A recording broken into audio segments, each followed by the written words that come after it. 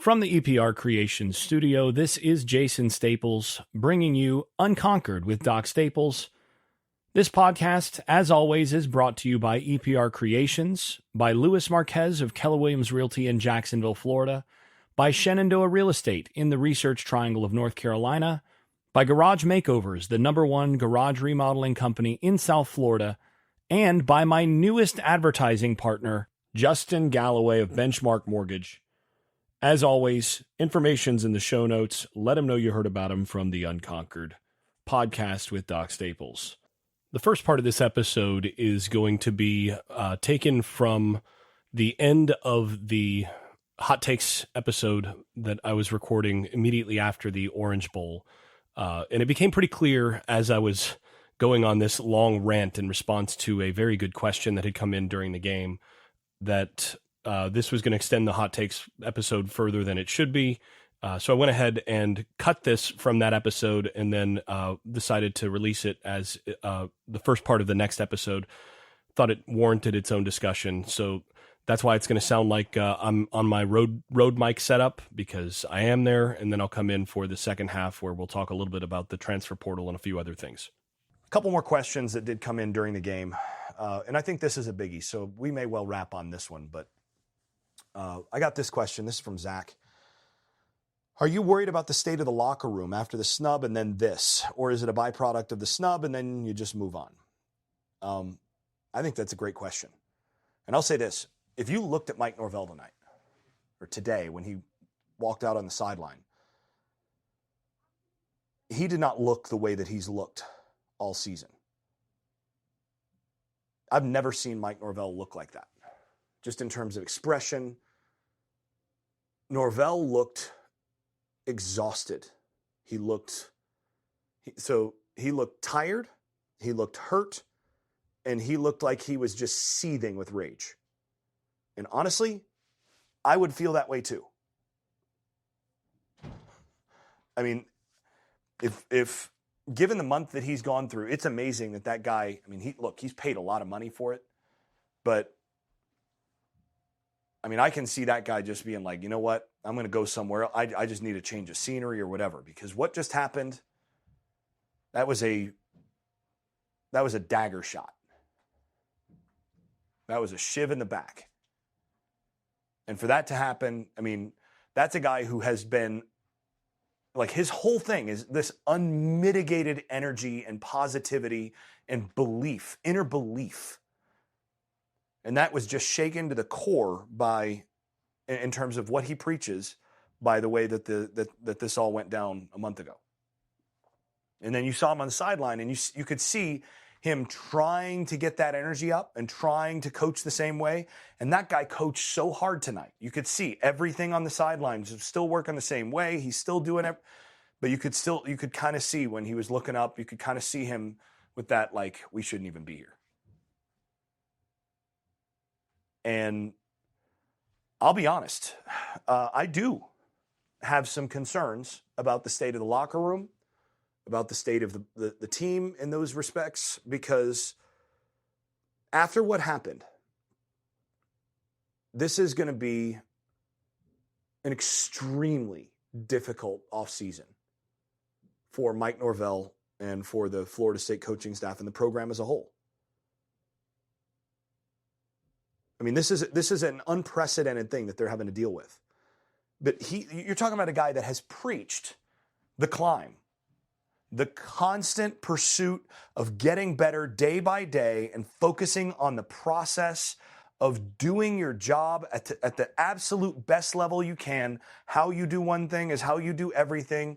All of that, focus on all of that, and then the good stuff is going to come with it. You're going to get the wins will pile up. Eventually, you're going to get the chance to play for titles, but don't focus on that stuff, because it's all about coming to work every day, being grateful for the chance to actually work and show that you belong. And then from there, you're going to get what you deserve. So make it so you deserve it, and then you'll get it. And Norvell got an entire program down the entire roster to buy into that and to come to work day in, day out, and put in that kind of effort. And you saw the results. You saw a team that was resilient, a team that, he preached response. All you can do is respond and, respond to whatever life brings you. And you keep rolling with that. And ultimately, it's going to come out in your favor. Well, and he got all those guys to buy into that. And now he's got to go to a locker room of a bunch of guys, the guys who are coming back, to all those guys and go, yeah, I know it didn't work that way last year. I know it didn't work. But if we just keep doing it that way, it will. Like this time it'll work. This time you'll get what you deserve. This time the results will speak for themselves. That's a really, really tough spot to be in. And honestly, he's a guy who, sort of like Dabo Swinney in this respect. I mean, very different in a lot of ways. But in this respect, the level of positivity, of unmitigated self-belief that you have to be that kind of coach is off the charts. And all of a sudden, he's got to figure out whether he believes it still. I think that when he talks about the last month as the hardest of his coaching career, I think that's what really this is about. Is all of a sudden you find yourself, it's like a death.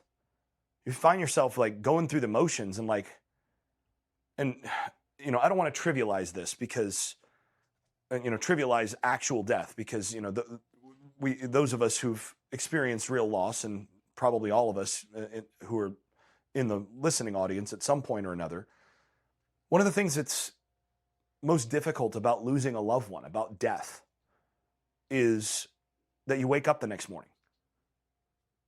And then, a couple weeks later, you go to work. And then a month later, you're still doing the stuff that you were doing before. And it all feels so wrong because no, the world ended back there when my loved one died and when this happened. But the world just keeps going on. And that might be the hardest thing about death, is that you actually have to go on. You have to keep going on living, even though a piece of you died when that other person died. And again, I don't want to trivialize the reality of real death. But for this Florida State team and for Mike Norvell, what happened with the snub, with the travesty, was like a death. And I can just see Mike and the whole team kind of going through bowl prep and getting into, finishing out the year and no, that couldn't have happened. No, we're going to wake up and it's going to be we're going to be in the playoff. And then you go to practice and you're snap out of it. Got to keep practicing, keep going to work, even though what you were working for was just taken away, was just stripped away. And the hard part about that is now you've got to go back and figure out how to move on and how to attack the next season as though that never happened. And to bring the same infectious energy and commitment and buy-in to every day and to every rep, to every film session, to all of that. Utterly convinced and utterly bought into the idea that if you do that, ultimately the results will take care of themselves. Because that's the only way to play, and that's the only way to coach well. And the hard part for Norvell is he's now got to sell that message again to a bunch of guys who just had a committee tell them that it's not really true. That's hard. So yeah, I do have some concerns. I have some real concerns about where the locker room is going to be, about how hard it's going to be for Mike Norvell and the coaching staff to continue to get the same level of buy-in that they've gotten in previous years. Now, if I'm Mike Norvell, how would I do it? honestly, if I'm Mike Norvell, this next season, especially in the offseason, I'm going to stay committed to my message about the climb and about the process and how it's all about me and all about getting better every day. Yes, I'm going to keep doing that. But I might just sprinkle in just a little dose of I'm going to embrace the role of the villain, baby. You know what? We're going to go on a scorched earth tour and let's show the world this next year they can't take anything away from us this year. Let's go and let's take care of business. And for the guys that are no longer on our team, for this program, let's take care of business. And that's where you can point to this result and say, that's how far we have to go with the guys that are on this roster. And that's what everybody thinks about us right now. That's the last taste in our mouth. Now it's time to go and prove to everybody what we really are. And I'm going to start to embrace the underdog and the villain role of nobody believes in us at Florida State, but we believe in us. That's what I'm doing. The College Football Playoff Committee, I'm putting, ESPN sound bites up.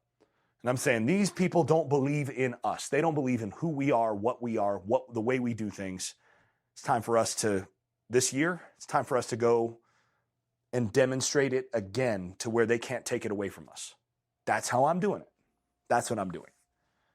And in the process, I'm trying to get guys bought in again to the day in, day out, one rep at a time, get better myself. The only way I can show them what we really are is to embrace who we are. And to embrace that aspect of the climb of it's not about them. It's not about the results. It's about me. But you know what? Those results are going to come and they're going to have to acknowledge how much about what I've become. I'm pushing into that and I'm pushing that button hard. But this is going to be a really tough offseason. Because you're going to have a bunch of guys that, like I said, that feeling is not going to go away. You're going to carry that with you the rest of your life. And, there's a lot of morale challenges that they've got to deal with. And then you take that morale issue and you inject a whole new group of transfer portal guys that are coming in to try to join that. You got to make sure that those guys are going to fall in line with that culture. That's a challenge, man. The challenge of moving from this year's team, they pushed all the chips to the middle of the table to retain guys that had been built in and developed and had fully bought into the program the last 2-3 years. And then they added a couple key pieces to it, like a Keon Coleman and a Braden Fisk. This next year is different because you don't have a bunch of the retained guys in the same way. You don't have a Jordan Travis. You don't have a Johnny Wilson coming back. You've got some guys, you've got some pieces that are, in their third or fourth year in the program that are really good players. But it's not quite the same that where you've been building toward this year for several years. In this year, you're going to have to bring in a few immediate contributors that are not guys that have been, 2-3 year guys in your program. And there's more transition there. The good thing is you got a bunch of seniors on your offensive line. And you got some depth of talent there that you've been able to build out a little bit to develop. And if you've got seniors that work hard on your offensive line, that can go a long way. But they're going to have to find new leaders. They're going to have to find leadership that, can replace a Bethune and a Deloach and, some of those guys to set that table, to set the tempo for that team to buy into that little thing that you got to do to be successful. And that's shut out the noise. I'm giving 100% to this rep right now. I don't care I'm doing it all for the result in 6 months, but I'm not focusing on 6 months from now. I'm focusing on the now. And that's the only way I get better for 6 months from now. That's the hard thing. And doing that with the turnover that they're going to have, with bringing in some of the personnel that they've got, and they're going to have to, again, get some guys that can come in and replace some of the talent that they're leaving, some of the top shelf guys. And they've also got to find ways of getting some guys that are going to be there for 2 or 3 years, because they've got to replenish the line of scrimmage and the linebacker room as well. It's a lot of challenges ahead for Norvell and for the Florida State team. Of course, one possibility is that they could wind up just all getting that much closer. And, he's circling the wagons, and all of a sudden next year's team is that much more invested in who they are. Other thing that is going to be difficult about that is it's difficult to do that with a 1-year quarterback. This year you had Jordan Travis as a multi-year starter that sets the tone for your culture. So whoever they wind up with at the quarterback position is going to have to find a way to replace that, and I'm not sure it is. I'm not sure it's replaceable. But again, there's a lot to look at, a lot to deal with over the course of the next few months, and it's going to be interesting to see how Norvell and that coaching staff handle it. And here we are less than a week later, and the quarterback situation has actually been addressed, of course, with Cam Ward deciding to go to the NFL, and so Florida State moving to DJ Uiagalelei as the transfer quarterback that they're going to take in the portal, already on his way to Tallahassee and ready to go and be the plug and play 1-year starter that they really needed on this roster. So one good thing about that, and actually I think I'll just do a little bit of a segment here on my initial thoughts on that, because I spent a decent amount of time looking at Ward and DJ in terms of what they would potentially bring to the table as transfer options. And, I came to the conclusion that while I would have preferred Ward in terms of the total package that he brought to the table, because he's a more accurate down in, down out. He's a more accurate thrower. With Ward, you'd be getting a guy who was at a 90.3% accuracy rate on the season last year. So accuracy rate is basically pulling away, discounting spikes, throwaways, that sort of thing. How many times did the quarterback put the ball properly on target when throwing the football? Ward's numbers there, 90.3%, that was top 10 in the country this year. And he was a very consistent thrower in terms of just being able to drop back, get the ball in his hands, get it out quickly, and get it onto the frame of a receiver with putting him in position to run, that sort of thing. You could basically run a run and shoot air raid type thing really comfortably with him. And the offense in that respect would be less limited. You could kind of be unlimited with the approach there. Now, you were also going to get some turnovers. He fumbled it 14 times last year. He did have more turnover-worthy throws when you're looking at the Pro Football Focus numbers there. He was at over 3% in terms of turnover-worthy throws. You want that below that. But you were going to get basically a guy who gave you more chances to score more points because of his ability to spread the ball around the field reliably and consistently put the ball on target from a variety of body positions, off platform, etc. That's what you're getting with him. And that's potentially elite. And he's a guy that is going to be in contention to go, probably no later than second round in the NFL draft. So you add a first or second rounder and you feel pretty good about that. At least that would be my draft grade on him, looking at him going into the NFL now that I've had a chance to break him down. I'd say he's probably somebody who's a viable late first round type guy. I think he's a really good prospect as a quality backup, if not better, at the NFL level.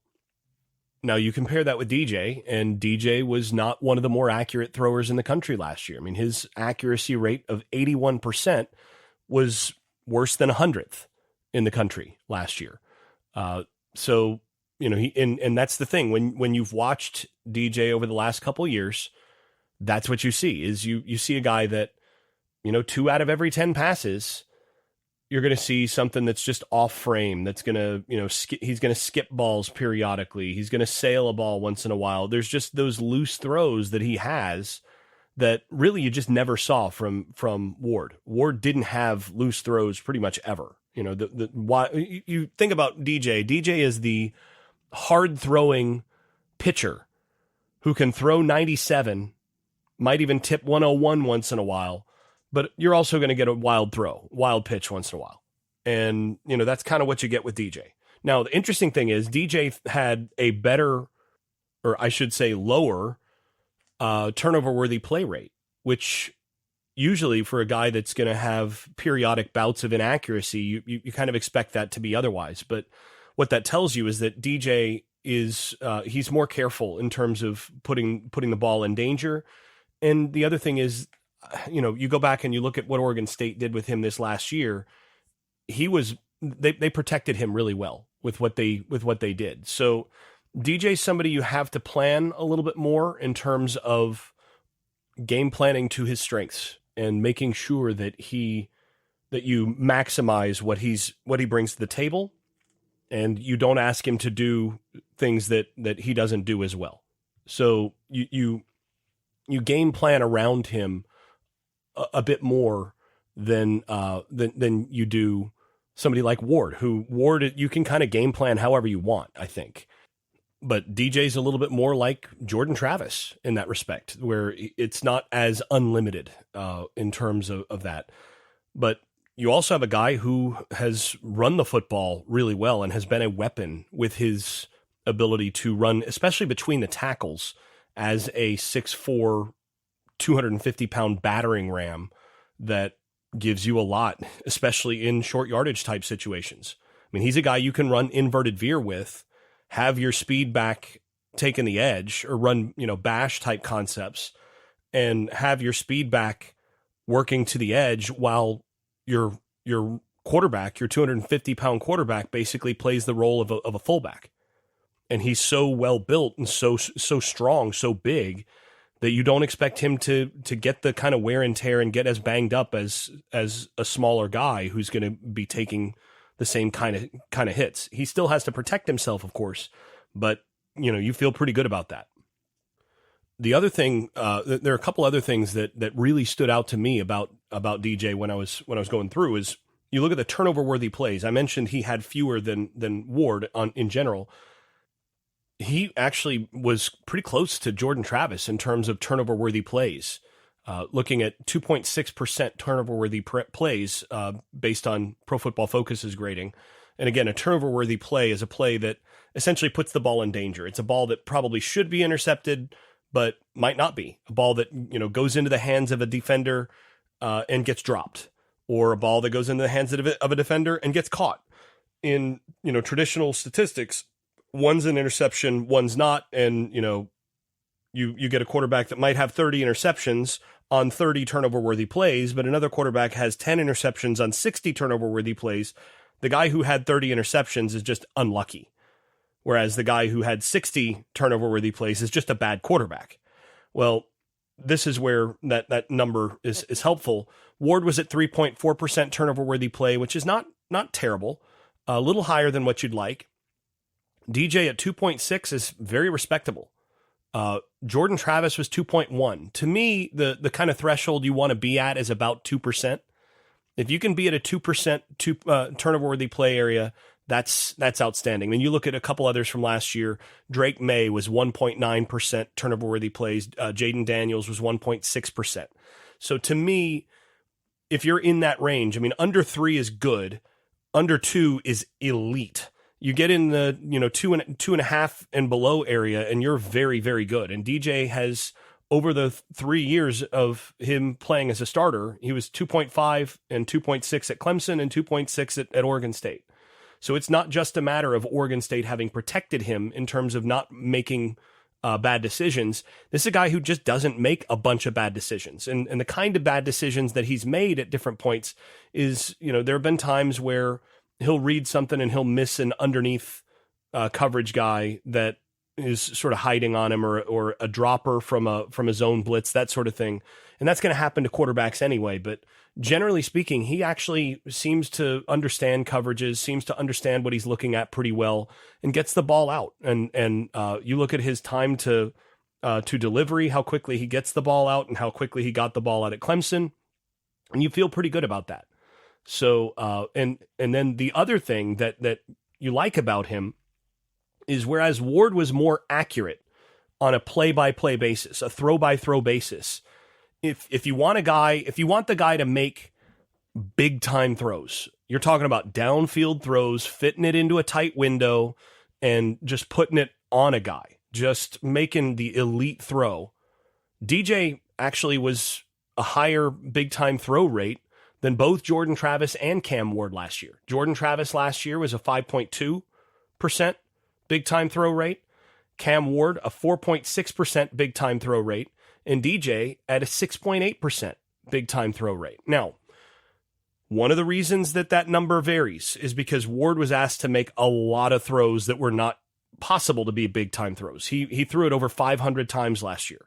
So just by virtue of the number of throws that he made, he was going to make fewer big-time, a lower percentage of big-time throws. So 24 big-time throws in 567 dropbacks, 486 attempts.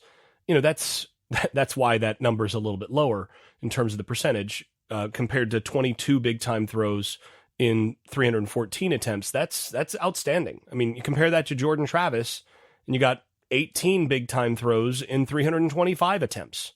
So this is a guy, you look at the tape, and you see a guy that's able to throw the vertical routes really well. He's an outstanding thrower of seams, of dig routes, post routes, skinnies, glance routes, and then just go routes. And one of the things that I think will be improved with DJ at quarterback compared to what Florida State has had since Mike Norvell has been at Florida State is Norvell, when he was at Memphis, their big thing was they were going to throw about 94% of their verticals were expected to throw, and that was their number. Don't get on me for that being overly specific, but they expected about 47 out of every 50 vertical route on the outside, about 47 out of every 50 of those to go back shoulder. And that hasn't been the case at Florida State, partly because they just haven't had quarterbacks that were comfortable with that throw or as comfortable with that throw. You saw it more the last couple years, or you saw it more, especially this year with Jordan Travis, as a bailout throw in certain cases, as a, okay, well, 3rd and 16, go ahead and take the back shoulder. DJ throws that ball really well, or at least he threw it well at Clemson, and you see it some at Oregon State. You saw it less at Oregon State this year because they didn't have the guys offensively out wide to take advantage of it. But, Florida State, I mean, that's something that they rep a ton. And the back shoulder is something you have to rep a lot. I mean, when I coached quarterbacks, when I coached wide receivers, one of the things that I actually had a back shoulder period every day because that's something you have to get used to doing. You could see that Texas, for example, didn't do it enough this year because if they'd done it correctly, then on that last play against Washington, that ball should have been thrown low and about waist high, front pylon, and that's an automatic touchdown on the last play because of the way that Washington played that over the top. That should have been an automatic touchdown, just a sight adjust by both the quarterback and the receiver. You put that front pylon, receiver just turns around, catches it just outside his frame, easy pitch and catch. But they don't do that. Mike Norvell and the way that they practice that a ton. And that's something that's been a point of emphasis going all the way back through Memphis, all the way in his coaching career. He's a former wide receiver. Wide receivers know that is an undefendable play if you execute it well, if you throw it well. And DJ throws that ball pretty well on the back shoulder. So I expect that we'll actually see maybe more true back shoulder throws than what we've seen percentage-wise since Norvell's been at Florida State. Getting back to a little bit more of the Memphis stuff that he did in that respect because of what DJ offers there. And I think you're going to see a lot of, traditional Mike Norvell offense in this respect. Your RPO type stuff downfield with some glance routes and some go routes, some seams and that sort of thing, built off of some running game. Wide receiver screen stuff, of course, baked into your tagged RPOs, and then play action and attacking defenses downfield. If you're going to load up against the run, then attack it downfield with the big arm. So in that respect, DJ is a lot of what Mike Norvell likes to have in a quarterback. A little bit more limited in terms of his down-to-down accuracy over the course of his career than what you'd like to see. But he's a guy that I think you can actually work with and tighten up certain things with him. I mean, you're not going to shorten his release exactly. I mean, I don't think that's actually necessary to get him more accurate. Just improving the way the ball comes off his hand in terms of extension would probably bring that accuracy rate down just a little bit, or that inaccuracy rate down just a little bit. But I think you can win with this guy. I think you can be really, really good.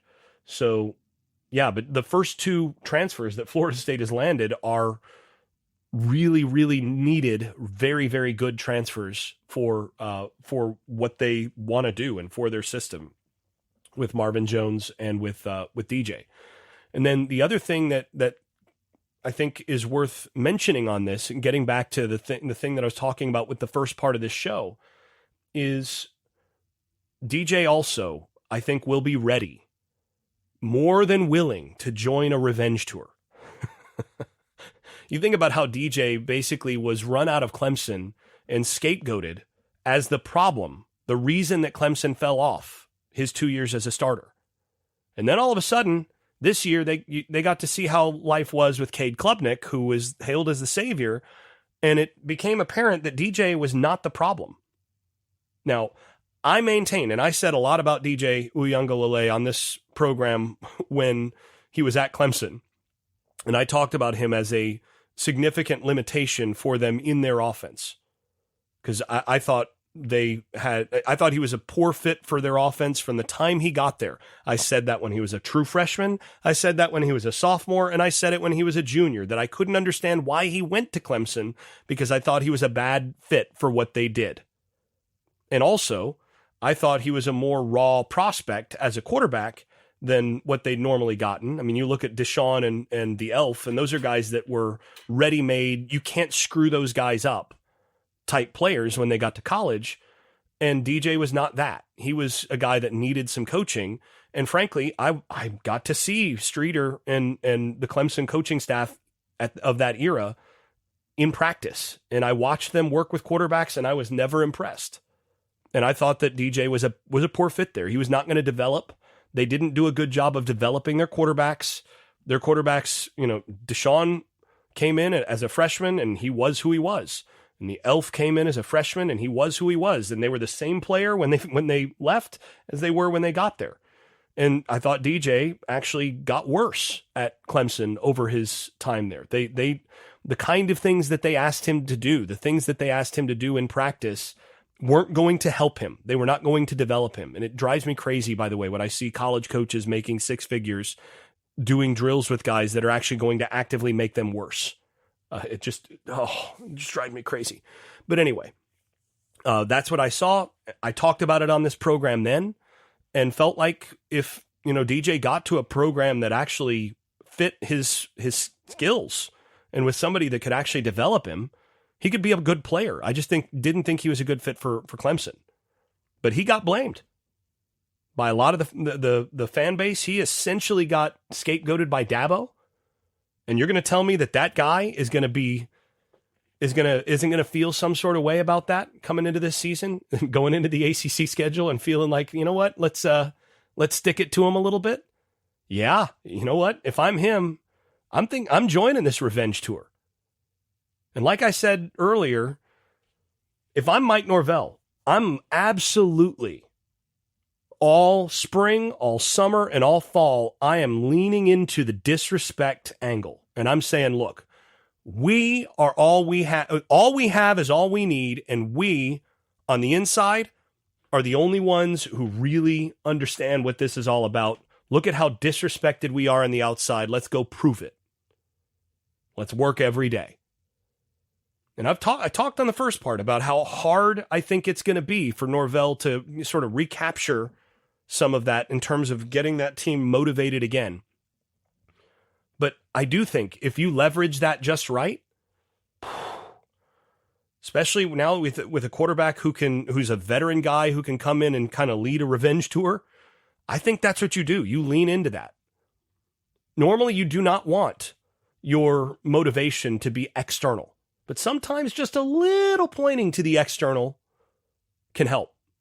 Sometimes that's the thing to do. And I think this year that's the thing to do is make it an us against the world. Make it a nobody believes in us. Look at that last year. Look how they did us wrong.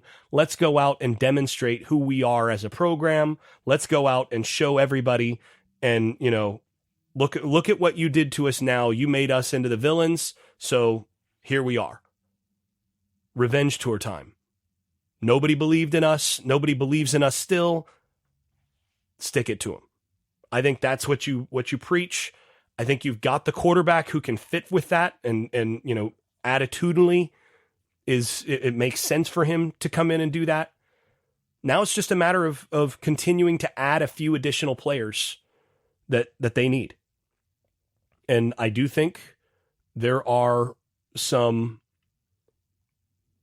gaps on this roster that do need to be filled. I mean, if I'm looking at it, I think they need to add at least one wide receiver, especially a guy who can really run.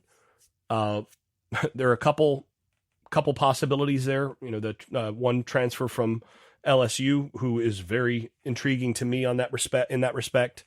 I think they need to add at least one quality offensive lineman, if not two. So you're looking at, 2 or 3 players there on the offensive side. If you can add a top level running back, you do it. If you don't, you roll with the guys you got. You feel okay there. But that's 3 guys. Then you add another. I think they need to add at least one more edge, if not 2. I think you target 2 more edges in the portal. You need to add one more defensive tackle and 2 backers. And then, probably 1 defensive back. So I think that's, 2 edges, 1 defensive tackle, and two backers. That's 5 guys, and then one defensive back. That's 6.